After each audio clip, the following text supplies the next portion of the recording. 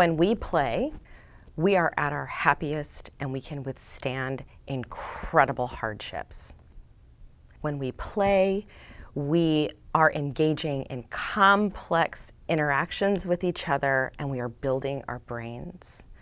And when we play, those social interactions become relationships, and we need play to connect all three of those together.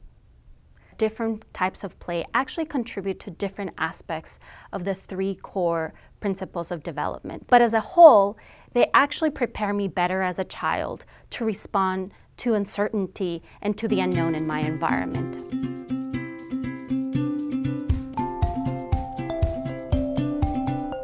Play supports responsive relationships between caregivers and children by inviting an interaction that is already natural for both the parent or the caregiver and the child. The child naturally wants to engage with the parent around an object or around an expression or around a story. And likewise, parents or caregivers want to respond to that invitation from the child. At Nebraska Children's Home Society, one of the things that we do a lot of is play. And so what we want to do within those programs is promote the opportunity for family members to play with their children, to see how they can build that relationship. Families are struggling with scarcity issues and they're very busy. And so for them to just take a minute and see how it's helping their child. When they're playing with an object and coming up to them and sitting down for just 5 minutes and interacting with them and asking them open-ended questions about what they're doing. If you can cue them into that and then also model that for them in the home environment, they're much more likely to do it themselves once we leave. We've put these installations in at the bus stops, and really the idea is you're waiting for the bus, and could we provide a way for folks to begin to interact? One student who was waiting, and he comes from a long line of drummers in his family, and the installation was a musical installation, so he came and banged out this awesome beat, and that filled the whole area. It caused parents to stop looking at their phones and walk over and be like, okay, so this is maybe how I would play it. Do you want to play with me? And so you got this kind of multi-generational interaction happening through this one intervention at this one bus stop.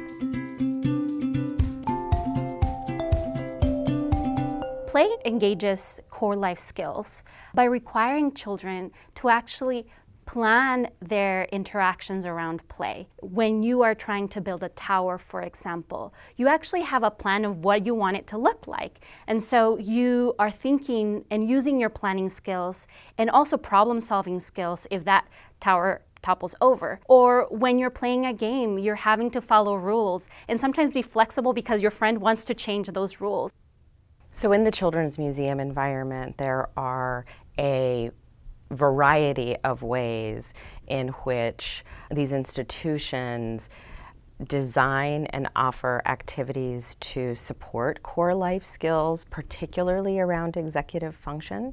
So we see many construction activities that require multiple children to coordinate and collaborate to build a structure as part of a design challenge, and that requires children to do some pretty complex negotiation in what is often a completely new social group. Instead of telling people they need to play, we just need to create that environment which is conducive to it and supports it. Jumping Feet, which is what this installation was called in Urban Thinkscape, is actually one of the best examples of how we translated the science of playful learning to design.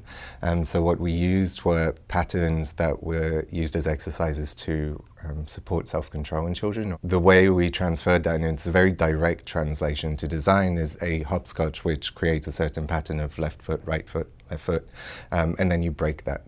That's the way for the environment to help us learn self-control. The situation in slums in Brazil is that you don't have a public space that is safe, so the kid cannot go outside and play by themselves or enjoy the nature because they don't have the space. So imagine a kid confined in a house with an adult that doesn't know how to stimulate that kid. If the adult was more prepared to provide resources or situation in which the kid could play under their guidance, the kid could learn how to self-control, because I'm here trying to do something, having a spoon and trying to use it with my pens or things like that. So by playing, kids are exploring and understanding the world around them, And in this process of experiencing, testing, understanding, they are learning social skills, motor skills, emotional and cognitive skills.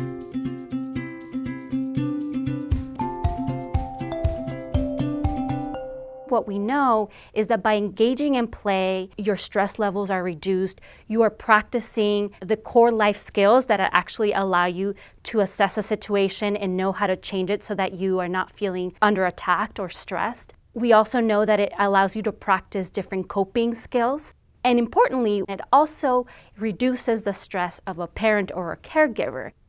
Play can be a doorway to bringing the children who are traumatized into having that sense of security. An example is this one child who had lost the mom, and she was the only breadwinner. She was a single mom.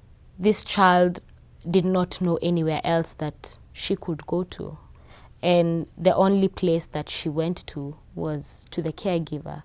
She took a doll, and the caregiver just came and sat down with her and asked her, "Why did you pick that particular doll?"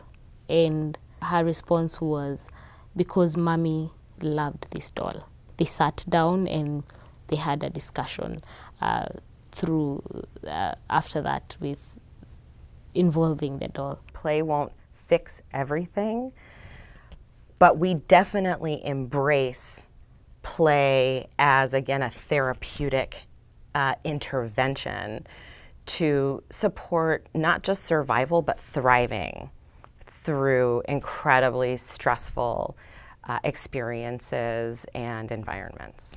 There's been a ton of work done by the Louisiana Children's Museum in the wake of Hurricane Katrina on how to take play, among other methodologies, child-centered methodologies, to really help children heal, how to process their experiences and express them in ways, again, that are therapeutic and that are developmentally appropriate.